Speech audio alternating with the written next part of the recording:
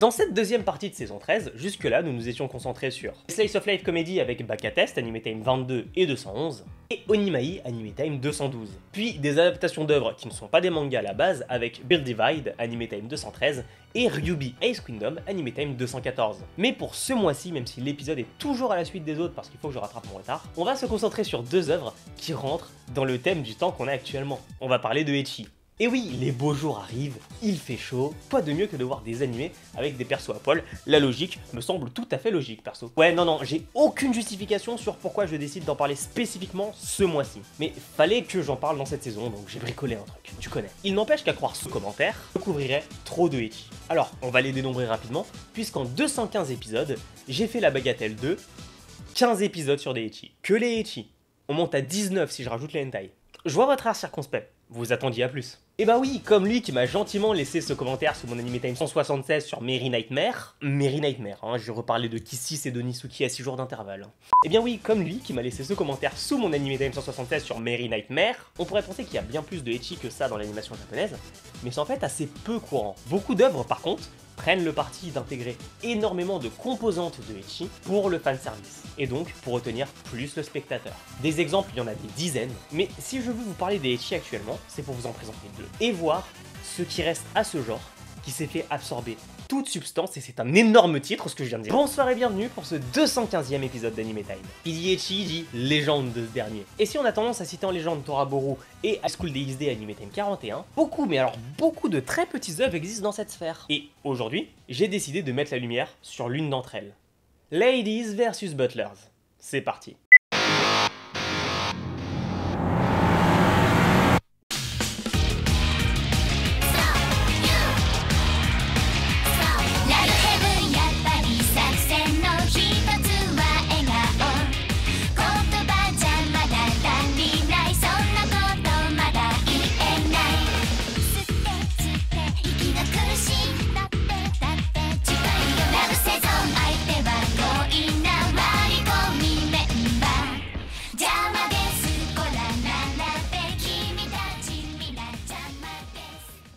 Ladies vs Butler, ou en plus court Ready Battle, initialement un light novel écrit par Tsukasa Kozuki et illustré par Munyu. Ce dernier est publié par ASCI Mediaworks, tout comme pour Toradora, Anime Time 19 et 179, le light novel est pré-publié dans le Dengeki Bunko. Le light novel est ensuite publié en 13 volumes, de 2006 à 2012, et il va s'en suivre un manga, toujours écrit par Tsukasa Kozuki, illustré cette fois-ci par Nekoyamashi Nekomaru, qui compte un total incroyable d'1 volume. Le manga a été prépublié dans le Dengeki Moea et publié par ASCI Mediaworks en 1 volume. Les types ne font même plus semblant. C'est quel niveau de manque de respect. Une fois n'est pas coutume, comme pour beaucoup d'ecchi d'une certaine époque, c'est Xebec qui l'a adapté. Diffusé en 2010 en 12 épisodes et 6 épisodes spéciaux, l'animé est licencié par absolument personne en France. Voilà, si quelqu'un veut licencier cette œuvre, Crunchyroll on en dit quoi. Ready Battle nous conte une histoire merveilleuse, celle d'Akiharu Hino. Tellement merveilleuse que, avant même de savoir son blaze au type, il est déjà couché sur une meuf, main sur son sein.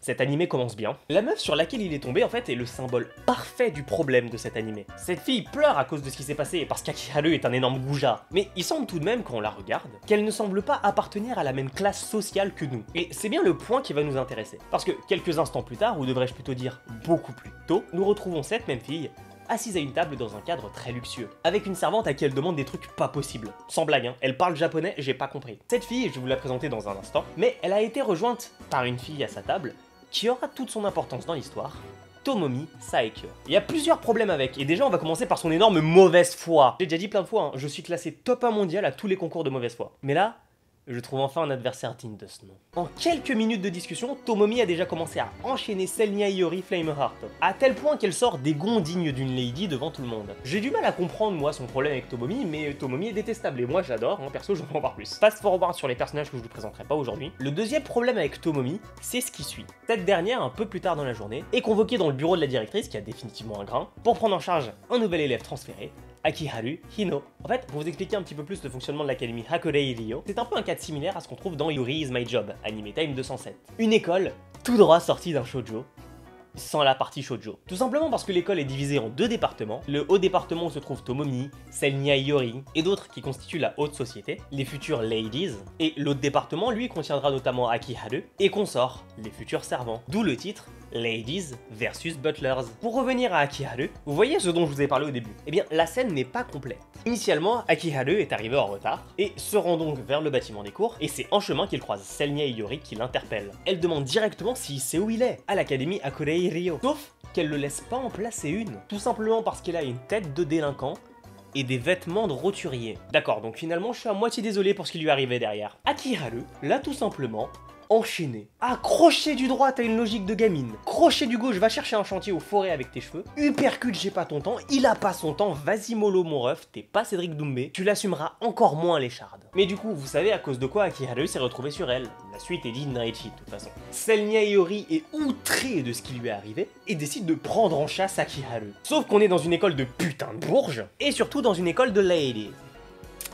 Qu'est-ce que vous pensez qu'il a pu se passer lorsqu'une lady avec moins de constitution que Selnia Iori a croisé Akiharu qui courait sans aucune raison apparente? Elle a Nigerun Dayo de la conscience. La Russ dans le Christ à mimir comme il se doit.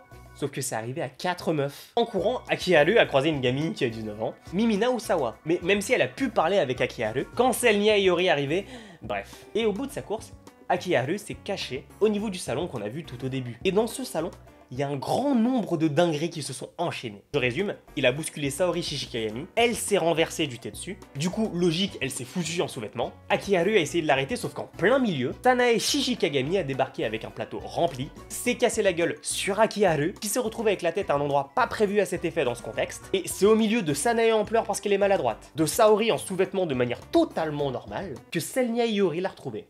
Et on va enfin pouvoir aborder le tout dernier problème avec Tomomi, puisque depuis le temps on l'avait toujours pas vu. Akiharu court encore et cette fois-ci renverse Tomomi par inadvertance. Évidemment en finissant avec sa main sur son sein, c'est évident. Sauf qu'en se relevant, Tomomi a fait une remarque qui est vraiment pas normale.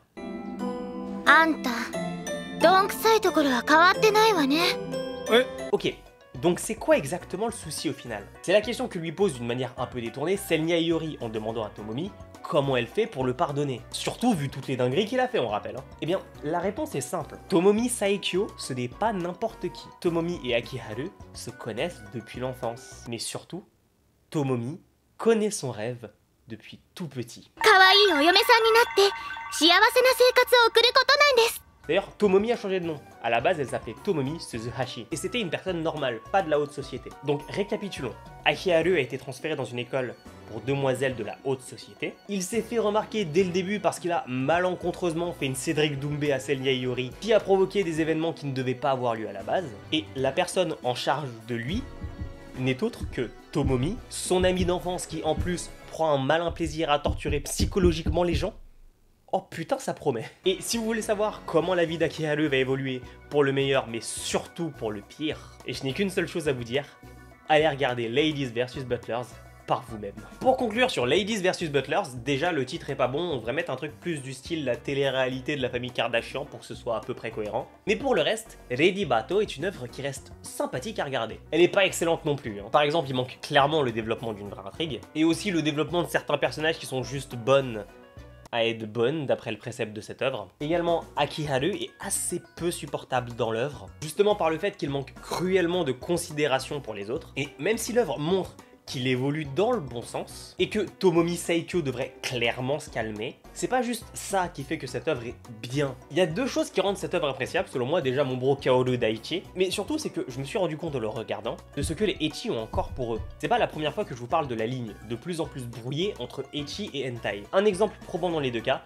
Jai-sama wa Kujikenai Anime Time 193 et Interspecies Reviewers Anime Time 134. Concernant surtout Interspecies Reviewers, j'avais fait la réflexion que ce ecchi aller plus loin que les autres, et taper sur la limite du hentai, en montrant, même si c'est sous un angle réfléchi, des scènes de cul. Mais en fait, si Interspecies Reviewers va si loin, les œuvres classiques, elles ont tendance à aller beaucoup moins loin sur le territoire du ecchi. Je m'explique, on peut avoir de l'érotisme dans les animés classiques, d'où l'exemple avec Jahi, on peut avoir des scènes clichés à la plage ou dans un bain, des scènes qui nous rappelleraient limite High School DxD, mais ce que ne font jamais les autres œuvres, c'est considérer la nudité, l'érotisme et la sursexualisation des personnages comme une, si ce n'est la composante principale de l'œuvre. Et ça se sent, on rappelle quand même que dans cet animé, Frame 4, il y a des ça en gros plan. Les ecchi, ce qu'ils ont encore, c'est qu'ils n'hésitent pas à y aller franchement. Et je pense pas que ce soit un point irrattrapable pour les autres œuvres, loin de là. Je pense en fait que c'est surtout un point irrattrapable pour ne pas finir catégorisé en ecchi, parce que ça va desservir l'œuvre, cette catégorisation.